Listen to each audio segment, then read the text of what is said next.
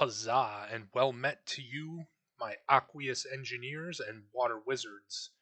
And today I want to preface my video by explaining that I have decided, after being prompted to offer a world download for one of my videos, to consolidate all of my videos into a singular world to be downloaded so that you may use it at your leisure. And that got me to thinking that some of my playlists are fairly old at this point. I know old is only a year and some months since I've done some of these, but I've learned a lot, and Minecraft continues to update fairly regularly, and now even more often with greater updates, or so they claim. But that ultimately led me to the conclusion that I would like to redo some of my older videos and make an updated playlist for all of the things that you can do in Minecraft. So, today, in case it was not very visible in the thumbnail, we're going to be talking about water streams. And I know that's a pretty basic place to start, but that's kind of been the focus of my channel, is to work on the basics and learn how to understand redstone or devices in your world to make your life a bit easier. So, with all of that said, let's get into the water streams, as my first video about water streams was not nearly as comprehensive as I hope this one will be. So, we're just going to start with the basic idea that Minecraft water, when placed, will flow for 8 blocks. As long as it's blocked on 3 sides, it will flow in the one direction. So you'll see that this water source block, where we place the water down, moves all of these blocks over, and the water flow just ends here. We can take and put an item into the water stream to move it along, and at this end I have a hopper for catching all of our things, but we'll talk about hoppers in the next video. These are just ways to move things along a water stream. With this one, it's not necessary, but I have a button on top of the hopper because the items will be pushed all the way to the very end of the water flow. At this point, with this, they will have the hopper to collect the item, but it's not necessary. You can see that if we drop this bucket in again, it will just push things right off the end. So we can replace that for the sake of the world when I make the world downloadable. But all you need, and the glass is not necessary, this is just for your ability to view it. You can use any block to block in water. The button will stop the water flow because it counts as a full block for the sake of stopping water. So you can place one there and see the water stops. And we're going to use this to our advantage in just a moment. So we've used gray concrete underneath here. If you're familiar with my videos, I like to keep the concrete building blocks color coded, and gray is just a surface to build on. We won't get into any redstone with this video, but it will be soon. Underneath this water flow, you'll see we have packed ice, and underneath this one, we have blue ice. You can't use regular ice because in a temperate climate, it will just melt and become more water source blocks itself. But with packed ice, it won't melt, and you can see our bucket travels a lot faster. So much so that it ends up a whole block beyond the end of the water flow. And with blue ice, which is much more expensive, we get similar results. But blue ice and packed ice both allow items to scoot along significantly faster than our other solid blocks for building our water flow on. This is important because when we start using multiple water flows to move an item along a long distance, we need something to skid the item across so that it gets to our next water flow. You saw there how it slowed down quite significantly as it passed over this block. Now, it does not matter where we place this button, but if it bothers you that your buttons are on the bottom, you can put them to the side. You can keep them on top of the ice. It really doesn't matter.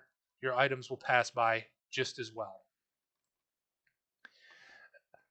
We will touch on that a little bit in the future, as there are some negatives or downsides to using water flows to move your items, and there's obviously positives, or I wouldn't be making a video about it. So we can use this idea of water flows. You need at least 2 spaces to place one a source block and get a flow in a direction. Otherwise, your water is just going to be a source, and we don't want that, because once we throw our items in here, they'll just float. So what we need to do is make sure that we have at least 2 spaces for our water to flow. And then, once we've moved our item to the end of a water flow, across an ice block, and then to a different direction. And you can see our bucket here will skip across this ice block and move itself all the way over here. Where on this end we have another hopper to pick up our items, but that's not necessary, as you've seen before. Here we have the very smallest directional change that we can make.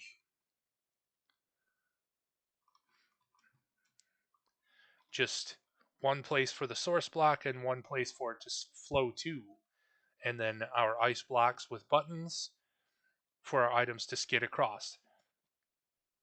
You can use this directionally as well. So you can feed one water flow, into the side of another,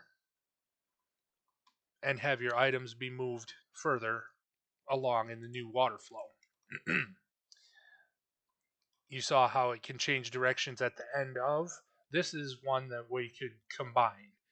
And finally, we can also combine at the very center where 2 flows end. So if we throw our water bucket in this side,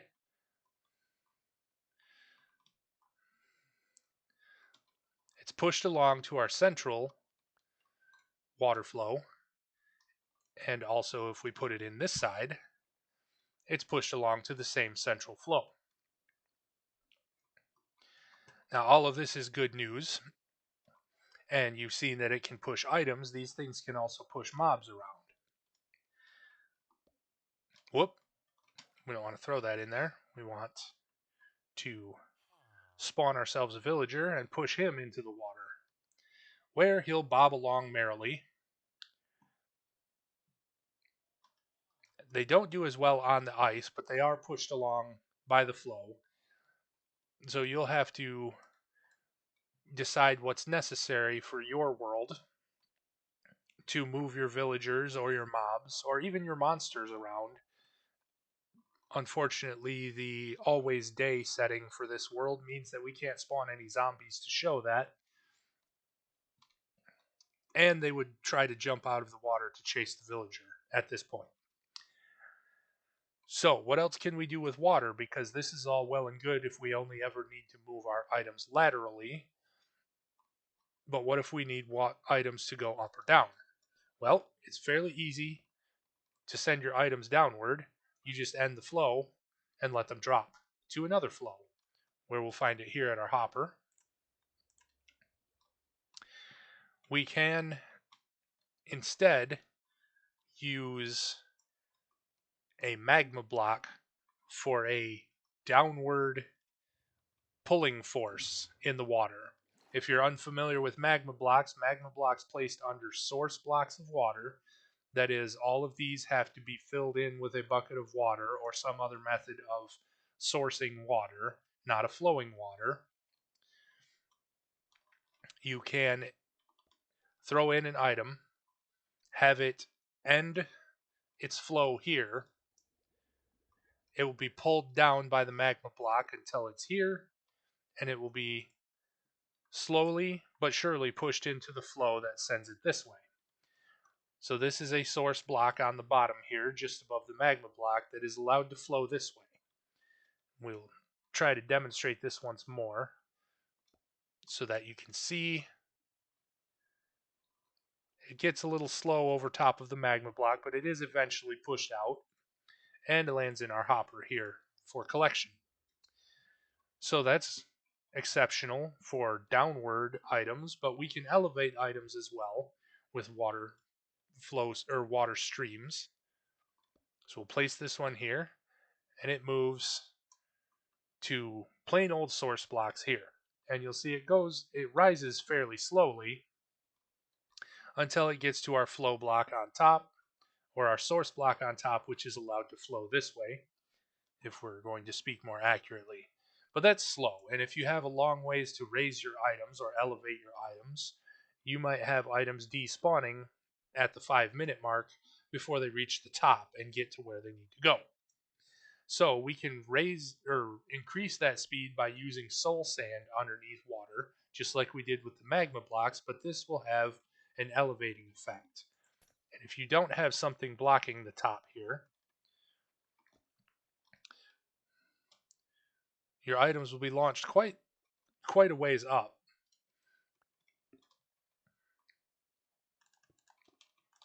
So we'll put a bit of a cover on there, and we don't have a collection system set up on this side.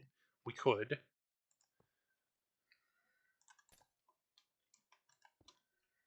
Whoops.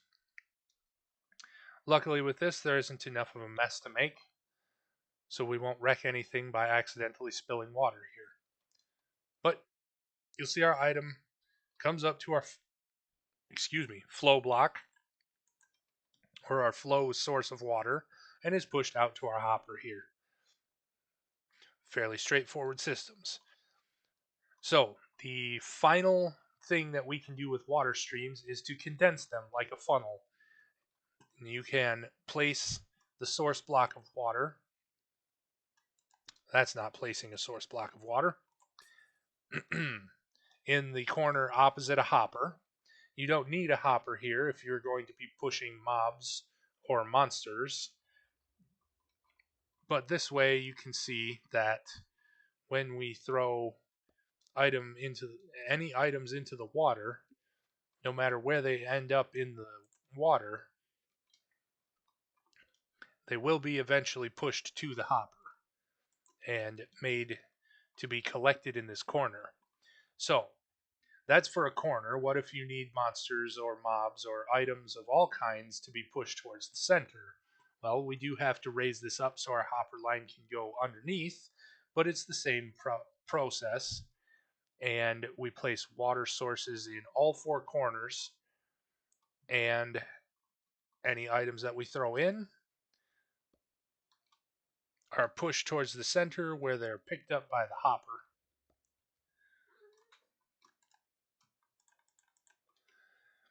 And that is really all there is to know about water streams. They are fairly cheap. Blue ice can get expensive because it takes 9 pieces of packed ice, which each of those take 9 pieces of regular ice. So if you're farming ice, you will need a large farm or a very productive farm or a lot of patience. The wandering trader will occasionally sell blue ice for, I think, 6 emeralds. So you can see how expensive that can get in a hurry. And they only trade, I think, 12. Excuse me. I think they'll only do 6 blue ice per encounter. So you would need quite a few traders to randomly show up with packed or blue ice before you'd have any significant sort of supply. And that's just not feasible if you're trying to build yourself a farm at all.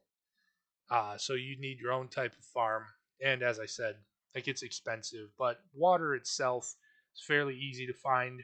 Usually, as I said before, you don't need to use glass. You can use any block to block in your water flows. If you're doing things underground, stone works just as well and can be used to move zombies around. You will run into a problem trying to elevate monsters or villagers. They don't always like to be pushed over the ice, but once you do, they do rise, and they will be pushed around by their flows just as well. They will also be pushed into their funneling places, and this is how many mob farms will work, is using water flows. Uh, the disadvantages of water flows are that they're limited by all of the space. As we saw earlier, this was the most minimal directional change we can make, and this is a fairly large bit of hardware, I suppose, that takes up quite a bit of space in your world. So, item flowing or monster flowing anything via water streams can start to take up quite a bit of space if you're moving them long distances, and that's really the major drawback of using water streams. Uh, as I said, they're not very resource intense, especially compared to some of the other methods we're going to go through. Uh, Iron for hoppers gets obnoxiously expensive really quickly. Iron for railways and for mine carts becomes expensive just as quickly. And the redstone components for other methods of sending things a long way start to also become very expensive, especially if you have a world where redstone is hard to find. It can be traded for more readily than blue ice, but that's still a lot of redstone to use. We can talk about those in the next video, but this has been water streams, and this will be part one of a new playlist of moving your items from place to place. I haven't figured out exactly what I'll call it. That's just a working title for now. I intend also to leave a book with most of these points as bullet points in front of all of these things. And as I continue to work on the world download will become available. I'll make that announcement when it is, when I'm happy to share it. And beyond that, I just have to say another great big thank you for the new subscribers and all of the new views. Whoops. I do very much appreciate it. I apologize that I wasn't with you last week. I ended up working for the weekend and was away from home. So I am back for this one. I hope you enjoyed this video. I would enjoy your subscriptions and your likes. I always enjoy your comments, and if you have any questions, leave them for me. I love to respond to my viewers. And be blessed on your next quest. And I am off to my next adventure, folks.